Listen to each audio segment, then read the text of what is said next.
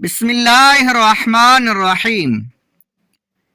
رمضان کے چاند کے فضائل و احکام۔ چاند کی تاریخ کو زندہ اور باقی رکھنا سب مسلمانوں پر فرض کفایہ ہے، کیونکہ مہینے اور سال کے سلسلے میں شرعی احکام کا دار و مدار چاند کے حساب پر ہے۔ چنانچہ رمضان المبارک کی ابتدا و انتہا بھی چاند سے ہوتی ہے، جس میں روزے کی فرضیت، اعتکاف اور لیلۃ القدر جیسے احکام کی تفصیل داخل ہے۔ اسی طرح عید الفطر، عید الاضحیٰ اور اس طرح کے دوسرے اسلامی احکام بھی چاند کی تاریخوں سے وابستہ ہیں۔ قرآن مجید میں اللہ تعالیٰ کا ارشاد ہے کہ یسألونک عن الاہلۃ قل ہی مواقیت للناس والحج، سورۃ بقرہ آیت نمبر 199۔ ترجمہ لوگ آپ سے چاند کے متعلق سوال کرتے ہیں، آپ کہہ دیجئے کہ وہ لوگوں کے لیے اوقات کے پہچاننے اور حج کے وقت کے جاننے کا ذریعہ ہے، یعنی چاند کے ذریعے تاریخوں اور مہینوں کا حساب معلوم ہوتا ہے، جس پر معاملات اور عبادات بطور خاص حج وغیرہ کی بنیاد ہے۔ اسی مضمون کو سورہ یونس کی آیت میں اس عنوان سے بیان فرمایا گیا ہے، وَقَدَّرَهُ مَنَازِلَ لِتَعْلَمُوا عَدَدَ السِّنِينَ وَالْحِسَابَ، سورہ یونس آیت نمبر 5۔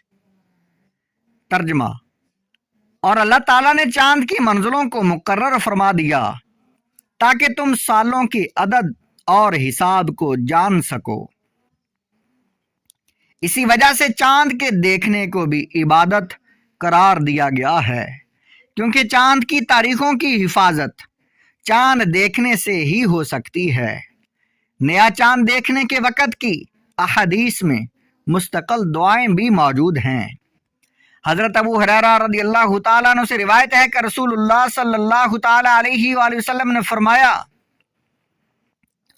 احصو ہلال شعبان لرمضان۔ یہ حدیث پاک ترمذی شریف کی حدیث ہے۔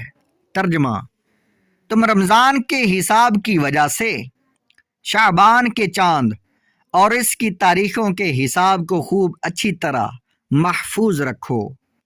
مطلب یہ ہے کہ رمضان کی خاطر شعبان کا چاند دیکھنے اور اس کی تاریخیں یاد رکھنے کی خاص فکر اور خاص اہتمام کیا جائے، اور جب شعبان کا چاند دیکھ کر اس مہینے کی 29 دن ہو جائیں، جب اس مہینے کے 29 دن ہو جائیں تو رمضان کا چاند دیکھنے کی پوری کوشش کی جائے۔ یہ حدیث پاک ترمذی شریف کی حدیث ہے، اور حضرت عائشہ صدیقہ رضی اللہ تعالیٰ عنہ سے روایت ہے، آپ فرماتی ہیں، کان رسول اللہ صلی اللہ علیہ وسلم یتحفظ من شعبان ما لا یتحفظ من غیرہ ثم یصوم لرؤیات رمضان فإن غم علیہ عدد 30 یوما ثم صام۔ یہ حدیث پاک سنن ابو داؤد کی حدیث ہے۔ ترجمہ: رسول اللہ صلی اللہ تعالیٰ علیہ وآلہ وسلم شعبان کے چاند اور اس مہینے کی تاریخوں کو جتنے اہتمام سے محفوظ رکھتے تھے، اتنے اہتمام سے کسی دوسرے مہینے کی تاریخوں کو محفوظ نہیں رکھتے تھے۔ پھر رمضان کا چاند دیکھ کر روزے رکھتے تھے، اور اگر 29 شعبان کو چاند دکھائی نہ دیتا تو شعبان کے 30 دن پورے کر کے پھر رمضان کے روزے رکھتے تھے۔ مطلب یہ ہے کہ رسول اللہ صلی اللہ تعالیٰ علیہ وآلہ وسلم رمضان کے اہتمام کی وجہ سے شعبان کا چاند دیکھنے اور اس کی تاریخیں یاد رکھنے کا خاص اہتمام فرماتے تھے۔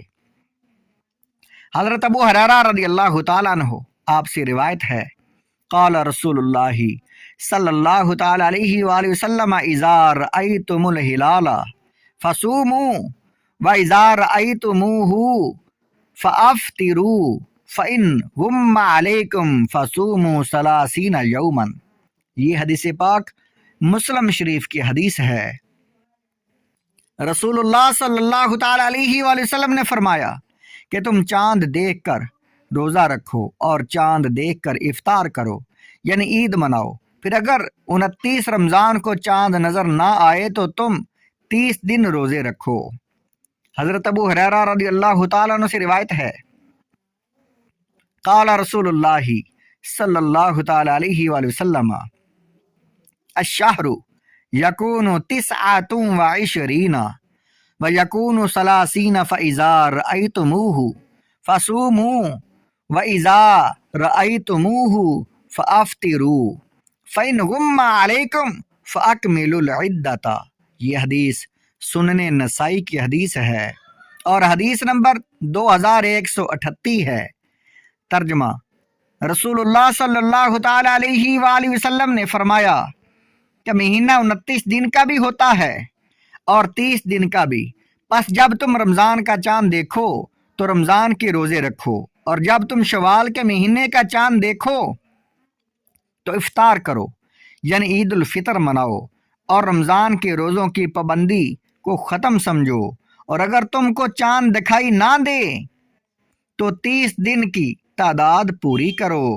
حضرت حذیفہ رضی اللہ تعالیٰ عنہ سے روایت ہے، قال رسول اللہ صلی اللہ تعالیٰ علیہ وآلہ وسلم لا تقدموا الشہر حتی تراؤا الہلال او تکملوا العدۃ ثم صوموا حتی تراؤا الہلال او تکملوا العدۃ۔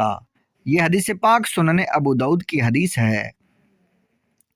رسول اللہ صلی اللہ تعالیٰ علیہ وآلہ وسلم نے فرمایا کہ تم مہینے کو جلدی شروع نہ کرو، مثلا رمضان کا روزہ نہ رکھو جب تک کہ چاند نہ دیکھ لو، یا 30 دنوں کی تعداد پوری نہ کر لو، اس کے بعد یعنی چاند دیکھ کر یا 30 دن پورے کر کے رمضان کے روزے رکھو، پھر روزے سے اس وقت تک رکھتے رہو، پھر روزے جب تک تم شوال کا چاند نہ دیکھ لو یا 30 دن کی تعداد پوری نہ کر لو۔